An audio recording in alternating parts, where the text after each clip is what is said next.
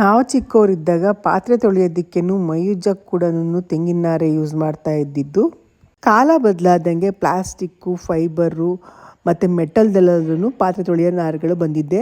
Plastic ಎಲ್ಲ use ಮಾಡೋದು ಬೇಡ ಅನ್ನೋರು ನಾವು ತೆಂಗಿನ ನಾರಿನ ಬಳಸ್ಬಿಟ್ಟು ನಾವು ಪಾತ್ರೆ ತೊಳೆಯೋ ನಾರನ್ನ ರೆಡಿ ಮಾಡ್ಕೋಬೋದು. ಹೇಗೆ ಮಾಡೋದು ಅನ್ನೋದನ್ನು ನಾನು ಈ ವಿಡಿಯೋ ಮೂಲಕ ತೋರಿಸ್ತೀನಿ ಬನ್ನಿ. ಮೊದಲಿಗೆ ಕಾಯಿ ಎಲ್ಲ ಬಿಡಿಸ್ಬಿಟ್ಟು ನಾರೆಲ್ಲ ನಾವು ತೆಗೆದಿಟ್ಕೋಬೇಕಾಗತ್ತೆ. ತೆಗೆದಿಟ್ಕೊಂಡಿರೋಂಥ ನಾರನ್ನ ನಾವು ಒಂದು ನೀರಿಗೆ ಹಾಕ್ಬಿಟ್ಟು ನೆನೆ ಹಾಕಬೇಕಾಗತ್ತೆ. ಒಂದು ದಿವಸ ಪೂರ್ತಿ ಬಿಟ್ಟು ಅದನ್ನು ನಾವು ನಾರನ್ನ ಸಪ್ರೇಟ್ ಮಾಡ್ಕೋಬೇಕು. ನೋಡಿ, ಈಗ ಚೆನ್ನಾಗಿ ನೆನೆಯೋಕೆ ಹಾಕ್ತಾಯಿದ್ದೀನಿ. ಈ ಥರ ನೆನೆಯೋಕೆ ಹಾಕ್ಬಿಟ್ಟು ಒಂದು ನೈಟ್ ಫುಲ್ ಬಿಟ್ಬಿಡ್ಬೇಕಾಗತ್ತೆ.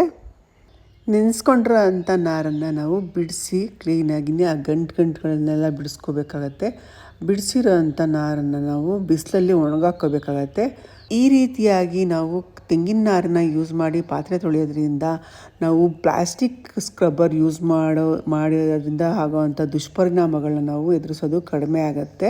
ಈ ರೀತಿ ಅದನ್ನು ನಾನು ಒಣಗಾಕ್ತಾ ಇದ್ದೀನಿ. ಬಿಸಿಲಲ್ಲೆಲ್ಲ ಒಣಗಿದ್ಮೇಲೆ ನಾವು ಒಂದು ಬಾಚಿಂಗೆ ಸಹಾಯದಿಂದ ಆ ಫೈಬರ್ನೆಲ್ಲ ನಾನು ಸಪ್ರೇಟ್ ಮಾಡ್ಕೋಬೇಕಾಗತ್ತೆ. ನೋಡಿರಿ, ಹೀಗೆ ನೀಟಾಗಿ ಫೈಬರೆಲ್ಲ ಸಪ್ರೇಟ್ ಮಾಡಿಕೊಂಡು ನಾವು ಆ ಶೇಪ್ಗೋಸ್ಕರ ಒಂದು ಕಟ್ ಮಾಡ್ಕೋತಾ ಇದ್ದೀನಿ. ಕಟ್ ಮಾಡಿಬಿಟ್ಟು ನಂತರ ಉಲ್ಲನ್ ಥ್ರೆಡ್ ತೊಗೊಂಡಿದ್ದೀನಿ. ಈ ಥರ ಉಲ್ಲನ್ ಥ್ರೆಡ್ನ ಒಂದು ಸೂಜಿಗೆ ನಾನು ದಪ್ಪದೊಂದು ಸೂಜಿಗೆ ಏರಿಸ್ಕೊಂಡು ಅದನ್ನು ಸುತ್ತ ಸ್ಟಿಚ್ ಹಾಕ್ಕೋಬೇಕಾಗತ್ತೆ. ಈ ರೀತಿಯಾಗಿ ಥ್ರೆಡ್ನ ಬಳಸ್ಬಿಟ್ಟು ನಾವು ಸ್ಟಿಚ್ ಹಾಕೋದ್ರಿಂದ ನೀಟಾಗಿ ಅದು ನಮಗೆ ಒಂದು ಶೇಪಲ್ಲಿ ಕರೆಕ್ಟಾಗಿ ಕೂತ್ಕೊಳ್ಳುತ್ತೆ. ಇಷ್ಟೆಲ್ಲ ಮಾಡೋದಕ್ಕೆ ತುಂಬ ಟೈಮ್ ಏನು ತೊಗೊಳ್ಳೋದಿಲ್ಲ. ನಾರನ್ನೆಲ್ಲ ಒಣಗಿಸಿ ಫೈಬರೆಲ್ಲ ಬಿಡಿಸಿದ್ರೆ ಒಂದು 20 ನಿಮಿಷಕ್ಕೆಲ್ಲ 2-3 ನಾವು ಸ್ಟಿಚ್ ಮಾಡಿ ಇಟ್ಕೋಬೋದು.